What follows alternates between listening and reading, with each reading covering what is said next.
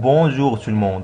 Aujourd'hui, on va continuer notre formation pratique sur la programmation des automates S7200 en utilisant le logiciel TA Portal. Jusqu'à présent, on a vu deux types de blocs d'organisation qui sont l'OB cyclique, OB1, et l'OB de démarrage, OB100. Aujourd'hui, on va voir notre troisième type de bloc d'organisation qui est l'OB alarme temporisée. Mais tout d'abord, si vous êtes nouveau, n'hésitez pas à s'abonner sur notre chaîne et activer la cloche de notification afin de recevoir tout nouveau tutoriel sur notre chaîne. Bien sûr, posez vos questions, vos remarques en commentaire et aimez partager nos vidéos avec vos amis. Notre sommaire est composé comme d'habitude de trois grandes parties qui sont une présentation générale du bloc d'organisation d'alarme temporisée.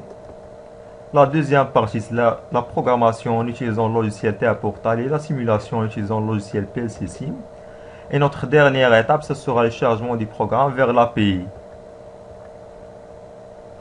Un OB d'alarme temporisé est un bloc d'organisation spécial qui interrompt le traitement du programme cyclique après l'écoulement d'un temps défini. Pour activer l'OB d'alarme temporisé, on a besoin d'un bloc qui déclenche l'alarme temporisée. Ce bloc est nommé SRT-DINT. Le SRT-DINT possède 4 entrées et une sortie. La première entrée, c'est l'entrée d'activation. Deuxième entrée, c'est l'OBNR, c'est le numéro de l'OB qui est exécuté après un temps de retard. Notre troisième entrée, c'est DINT, c'est le temps de retard. Il peut varier d'une milliseconde jusqu'à 60 000 millisecondes. Quatrième entrée, c'est l'entrée SYN, c'est l'identification qui s'affiche lors de l'appel du bloc d'organisation. Et une sortie, qui est le RETVAL, c'est l'état de l'instruction. Pour mieux comprendre notre bloc SRT-DINT et le bloc OB alarme temporisé, on se dirige vers logiciel TA Portal pour voir un exemple. On se dirige vers logiciel TA Portal. On clique sur créer nouveau projet. On va nommer notre projet par exemple OB20. Après, on va cliquer sur créer. Maintenant, on va appuyer sur configurer un appareil pour commencer la configuration matérielle de notre appareil. Après, on va appuyer sur ajouter un nouveau appareil. On se dirige vers les API, les contrôleurs, Simatic S7200, le 1214C, A7DC relais. Notre référence c'est 6ES7 214 1BG40 0XB0. Après, on va appuyer sur ajouter. Et comme vous voyez, on a effectué la partie configuration matérielle avec succès. Maintenant, on se dirige vers partie programmation. On va appuyer sur bloc programme. On double-clique sur ajouter un nouveau bloc pour ajouter notre OB alarme temporisé. On se dirige vers time delay interrupt pour ajouter notre bloc d'alarme temporisé. Et comme vous voyez sa description, les OB d'alarme temporisé interrompent le traitement cyclique du programme après écoulement d'un temps défini. Vous indiquez le temps de retard dans le paramètre d'entrée de l'instruction étendue SRT-DINT. On va choisir le langage de programmation qui est l'ADER. Après, on va appuyer sur OK. Après la création de notre bloc d'organisation alarme temporisé, on se dirige vers le main pour effectuer l'appel de notre bloc alarme temporisé. Double-clic sur notre main. Et comme nous avons déjà dit, on a besoin de notre fonction SRT-DINT. Alors, pour cela, on se dirige vers alarme. On descend vers le bas. On va chercher alarme temporisée, comme vous voyez, et voici notre fonction SRT-DINT, déclenchement d'alarme temporisée. On va la glisser dans notre réseau. Et comme vous voyez, notre fonction SRT-DINT a besoin de 4 entrées et une seule sortie. Notre première entrée, c'est l'entrée d'activation. Par exemple, on va mettre un contact normalement ouvert, on va mettre l'entrée physique I0.0.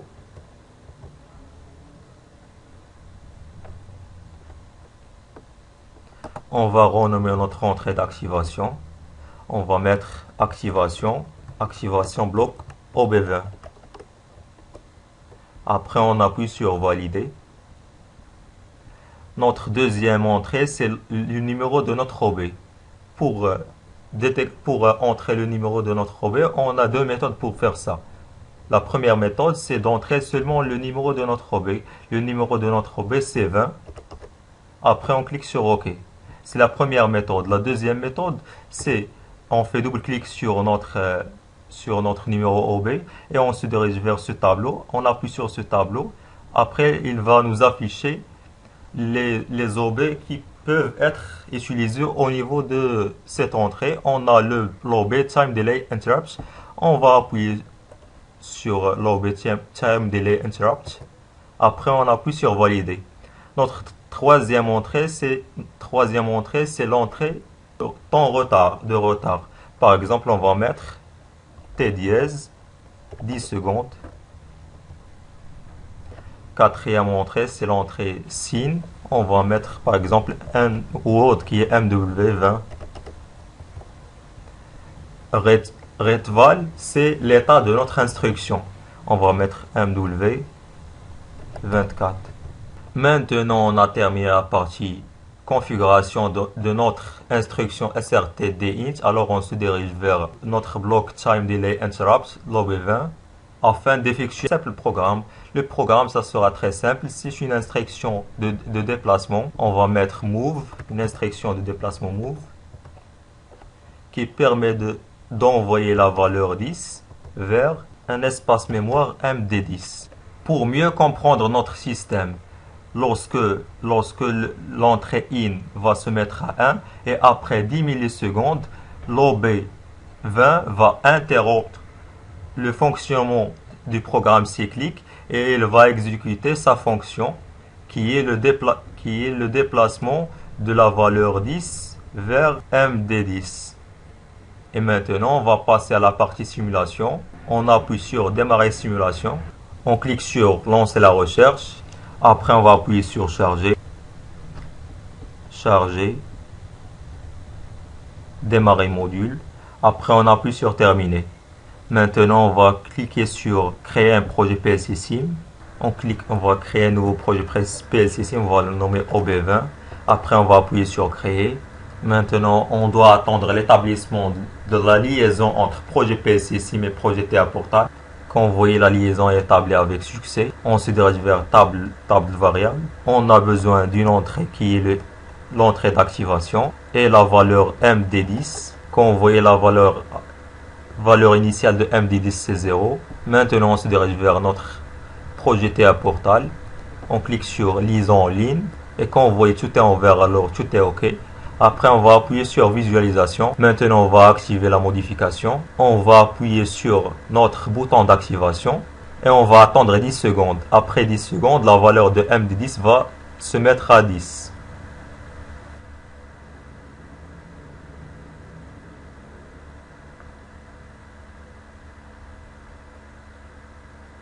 Et quand vous voyez, la valeur de notre variable MD10 et A10, quand vous voyez, la valeur c'est A. Il nous a permis d'envoyer la valeur 10 vers notre variable MD10. C'est-à-dire, après une durée bien déterminée, le bloc Time Delay Interrupt ou OB20 a interrompé le programme OB1. Maintenant, on va voir un exemple simple pour mieux comprendre. On a un cheminée ou un bassin qui possède deux pompes, pompe 1 et pompe 2. La première pompe, c'est la pompe du fonctionnement normal. La deuxième pompe, c'est la pompe de fonctionnement en cas de problème au niveau de pompe 1. C'est-à-dire, lorsqu'on a un problème au niveau de la pompe 1, par exemple, les problèmes qu'on peut détecter au niveau de la pompe, c'est la discordance. Lorsqu'on a un problème au niveau de la pompe 1, on va activer la pompe 2 après 5 secondes de l'arrêt de la pompe 1. Maintenant, on va voir cet exemple dans notre logiciel TA Portal. Alors, on se dirige vers logiciel TA Portal. Pour cela, on se dirige vers tableau de variables. Pour réaliser notre projet, on a besoin de deux sorties qui sont pompe 1 et pompe 2. Le type c'est booléen. Pour l'adresse, on va mettre Q0.0 et pompe 2. Pour l'adresse, on va mettre Q0.2. Et on a besoin de trois entrées. Deux entrées pour activer et arrêter la pompe 1 et une troisième entrée pour le défaut et une troisième entrée pour le défaut. On va mettre l'entrée 1 c'est marche pompe 1 c'est I0.0, arrêt pompe 1 c'est on va mettre I0.1 et pour le défaut on va mettre I0.3. Maintenant on a terminé la partie déclaration, on se dirige vers la partie programmation. On va commencer le programme de la pompe 1. On va mettre un démarrage direct pour la pompe 1. On a besoin d'un contact normalement ouvert pour marche pompe 1. Un contact normalement fermé pour l'arrêt. Et un contact normalement fermé pour le défaut. Et on a notre sortie qui est pompe 1. Après on va ajouter le maintien. On va mettre pompe 1 dans le même réseau. Lorsque la pompe 1 se met à 1, on va désactiver la pompe 2. On va mettre ici reset pompe 2 parce qu'une seule pompe qui doit fonctionner. Maintenant, on a terminé la partie du pompe 1. On se dirige vers notre instruction srt-in et comme nous avons déjà dit, on a besoin d'une activation qui sera le défaut qui est le I0.0. Lorsqu'on a un défaut et après une durée de 5 secondes, on doit activer la pompe 2. Alors maintenant on se dirige vers notre bloc OB20 pour activer la pompe 2. Ici on va mettre pompe 2, mettre à 1 pompe 2 et en même temps on va mettre à 0 pompe 1 car une seule pompe qui doit fonctionner en même temps. Pompe 1. Maintenant on a terminé la partie programmation. On se dirige vers le chargement du programme vers l'API. Et maintenant on se dirige vers notre dernière étape qui est le chargement du programme vers l'API. Et maintenant, on se dirige vers notre dernière étape qui est le chargement du programme vers l'API. On va appuyer sur charger dans l'appareil. Maintenant, on va appuyer sur lancer la recherche. Quand vous voyez, notre PC a détecté la présence d'un automate S7200, chose qui est normale car nous avons déjà lié notre automate avec notre PC en utilisant le câble RG45. Maintenant, on va appuyer sur charger. Il nous demande d'attribuer une adresse IP, on appuie sur oui. Nouvelle adresse IP ajoutée. Maintenant, on va appuyer sur OK.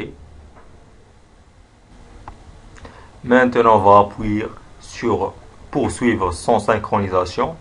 On appuie sur arrêter tout et on clique sur charger. Et comme vous voyez, lors du chargement du programme vers l'API, notre LED se met en orange.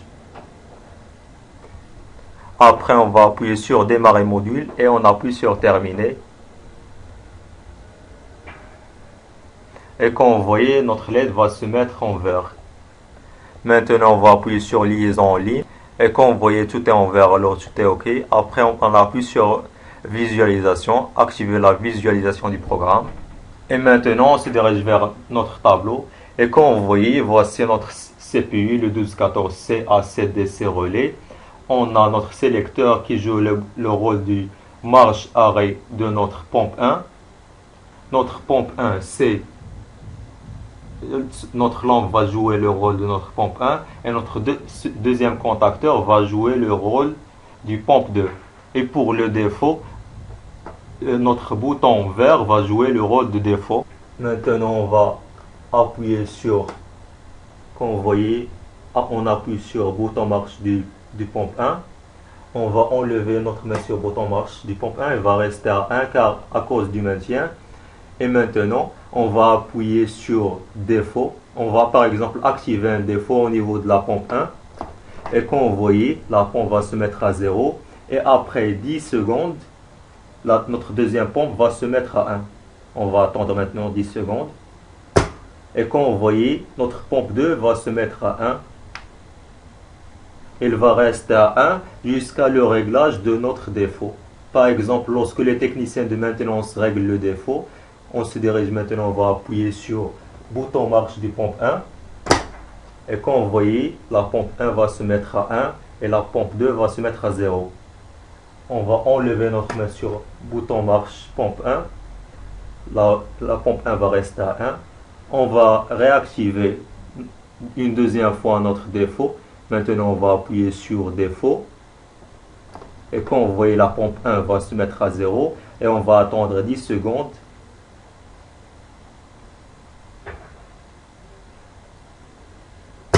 Quand vous voyez la pompe 2 va se mettre à 1. J'espère que vous avez bien compris la leçon d'aujourd'hui et merci pour votre attention.